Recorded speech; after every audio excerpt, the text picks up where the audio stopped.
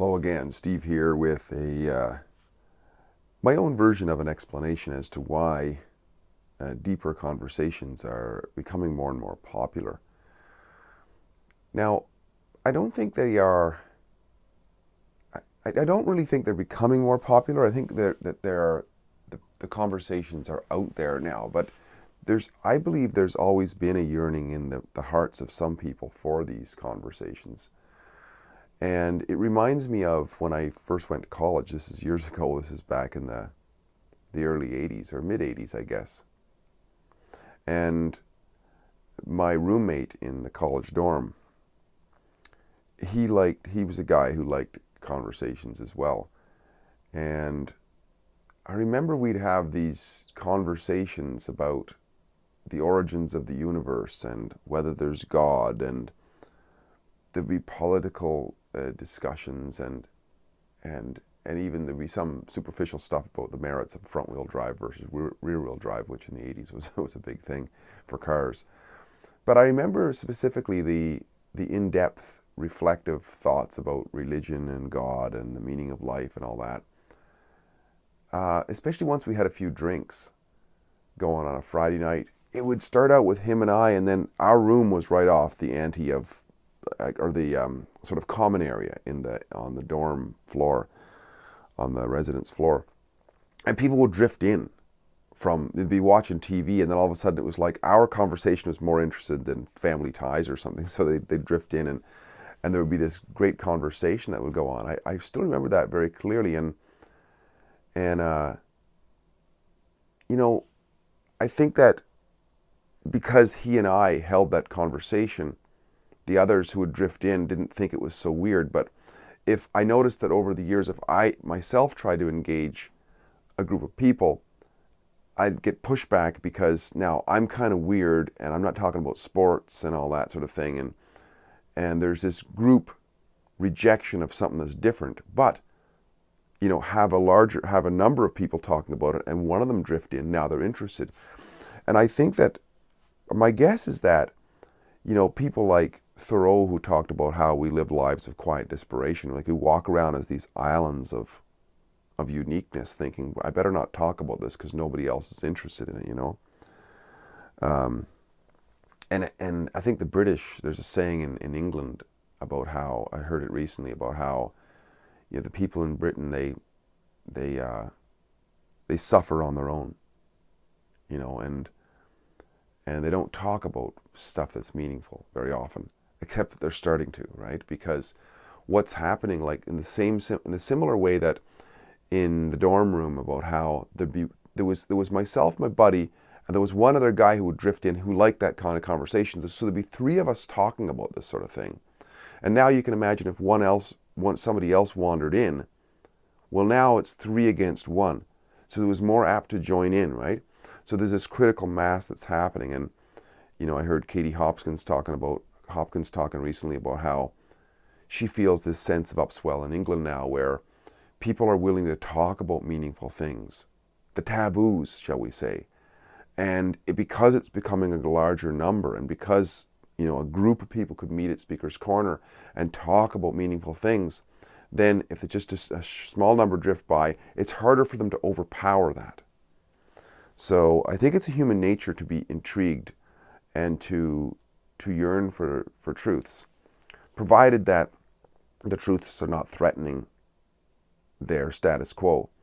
And in the case of young men, very often the truth is actually helping their situation. And this is probably why young men are so attracted to it. I got an example of that. It's just anecdotal once again, but it's interesting. A couple of examples of that.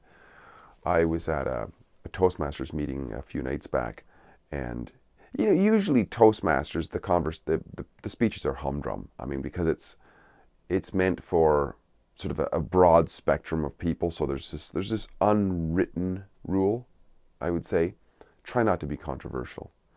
But more and more, I say to hell with that. It's nothing written. I haven't agreed to it, and if people don't like it, then fine. So I decided to do a speech the other night on censorship and how censorship is rolling in and whatnot. And it was interesting because there was a young guy who had visited the club. It was just a guest, And he was sitting down in the corner, very nervous, as some people are when they first visit, because they're nervous of having, they think maybe that they're going to be put on the spot and somebody's going to ask them to stand up and talk when they're not prepared to. So he's there and he's sitting there quietly. And I noticed when I started this speech that he started to really wake up, and he was listening afterward. He was listening, right? And after the event, after everything died down, there was just a few of us hanging around. He came up and talked to me, and he started asking me about questions, and it was right. I could see that all of a sudden he came out of his basement and he was talking to somebody that he finally found he could talk to about meaningful conversation. It was a wonderful thing to see, and I would never maybe have connected with that guy had I not taken the stand and spoke my truth in that meeting. And surprisingly, it was receptive to many people. Another example is of a young guy who I'm related to in some ways, who the story goes that he doesn't talk to anybody. Okay, doesn't talk to anybody. Some people are quiet, right? So I was visiting maybe close to a year ago, and I sat down with this guy I was visiting one evening, and all of a sudden 2 hours later we're still talking. We're talking about, Jordan Peterson and Sargon of Akkad, and we're mentioning different people, and we're talking, sharing books that we've read, we're sharing philosophical ideas, and it was really a deep conversation. And there was another family member in the next room, and afterwards that person came over to me in kind of a whisper later, like, I never heard him talk like that for years, that long. And even other close family members, they were of the impression that this guy didn't talk. Well, once again, lives of quiet desperation, struggling in silence. It is such a relief sometimes, especially for people who are thinkers, and especially that happens to be young men. Young men tend to be more deep thinkers than some other people, of course, right? I mean, we're all a little bit different.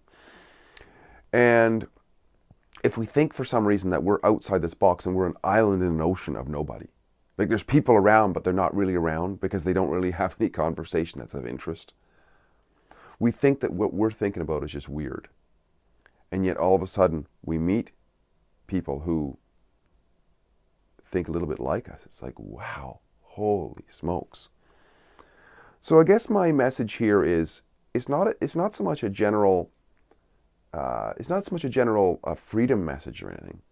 It's a message it's an explanation, maybe a partial explanation as to why it is that I'm so passionate about putting out messages and helping people to kind of wake up to themselves. Not so much teach them stuff, just, hey, you know what? Be yourself. It's okay to be yourself. At least around me, it's okay to be yourself. Provided that it's not a harmful self, that is, The reason I'm so passionate about it is because we hamper ourselves by the fears that we have. We allow the fears to get the most of us, to say, oh, well, we shouldn't be talking about this. Somebody might think this is stupid. Somebody might laugh at me or whatever. But, a great state to be in, a great empowering state, a great state that we could actually help ourselves to get what we want in life, is to be kind of fearless. I mean, not stupid fearless, not fearless of real dangers, but fearless of perceived dangers that maybe look like chains, but they're actually just skinny cobwebs. People laughing at us or whatever. Well, you know what? That helps sift through those who we don't want to be talking to anyways, right? It's like I had that video a while back, the Trump trigger test, right? I mean, just drop Trump once in a while and you see right away whether you can talk to somebody or not. People who are wrapped up in groupthink and cannot snap out of that, even on a one-on-one situation, maybe they're not worth talking to. And life is short in a way.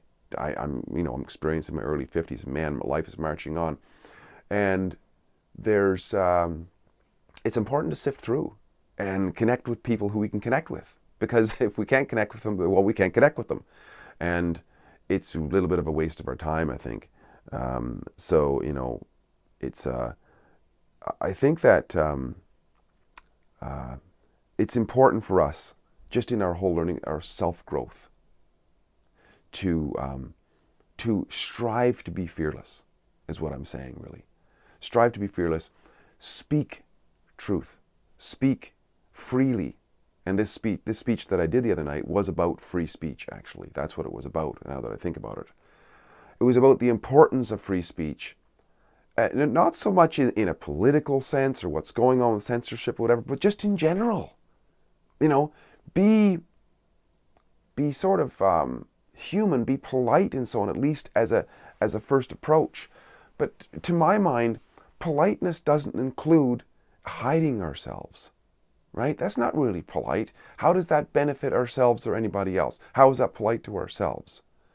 Well, you know, just be honest and tell the truth. And I think it's helpful because it helps to empower us to be fearless about these bugbears that we make up in our mind about, you know, that person might think that what I said was politically incorrect or whatever. Well, so what?